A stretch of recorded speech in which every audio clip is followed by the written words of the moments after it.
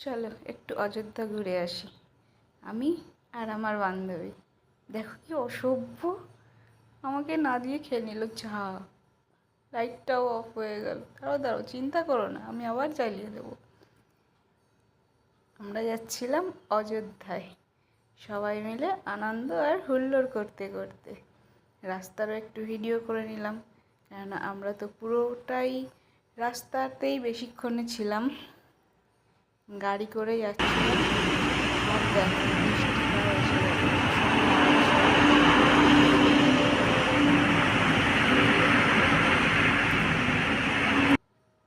কি মুষলধারে বৃষ্টি হচ্ছিল, আর তখন ঠিক আমরা এই পেট্রোল পাম্পটায় ওয়েট করছিলাম। ওখানে একটা দোকানও পেয়ে গেছিলাম, কেননা সারাটা রাত আমাদের গাড়িতে থাকতে হবে, ছেলেগুলোর খিদে পেয়ে যাবে। ওরা ওখান থেকে কিছুটা খাবার নিল। এটা হচ্ছে পরের দিন সকাল, যখন আমরা হাইওয়েতে যাচ্ছি। রাস্তাটা খুব সুন্দর লাগছিল বলে একটু ভিডিও করে নিলাম। আর আমাদের ড্রাইভার দাদা তো অসাধারণ গাড়ি চালিয়েছে, অসাধারণ, মানে ভাবা যায় না অত সুন্দর গাড়ি চালিয়েছে। আমাদের অনেক তাড়াতাড়ি পৌঁছে দিয়েছিল অযোধ্যায়, এমনকি তাড়াতাড়ি বাড়িতেও ফিরিয়ে দিয়েছিল, সুস্থ স্বাভাবিকভাবে। খুব ভালো ছিল। এই যে আমাদের ড্রাইভার দাদা খুবই ভালো ছিল। তো আমরা যাচ্ছি, কয়েকজন মিলেই গেছিলাম। খুব আনন্দ করতে করতে গেছি, আনন্দ করতে করতে ফিরেছি। খুব মজা হয়েছে। তোমাদের সাথে ওই জন্যই ভিডিওটা একটু শেয়ার করা।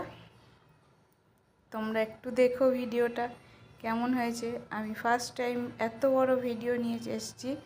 আগে ভিডিও করেছি ছোট ছোট।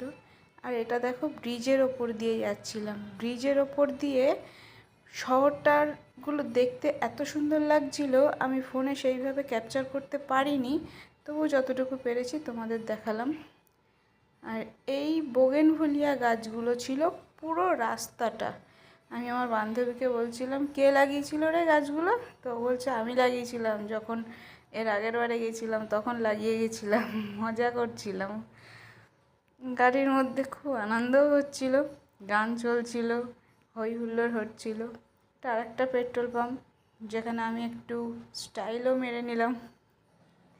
না, স্টাইল মারিনি, আমি ওখান থেকে ফিরছিলাম, তখনই আমার বান্ধবী ভিডিওটা করে। তারপর দুপুর হয়ে গেছে, চলে এসেছি ধাবাটায়। এই দেখো কার সাথে দেখা হয়ে গেল, কি সুন্দর লাগছে না? কে ভিডিও না করে পারা যায়? আর এই ছিল পুরো ধাবাটা। ধাবাটা অসাধারণ ছিল, কিন্তু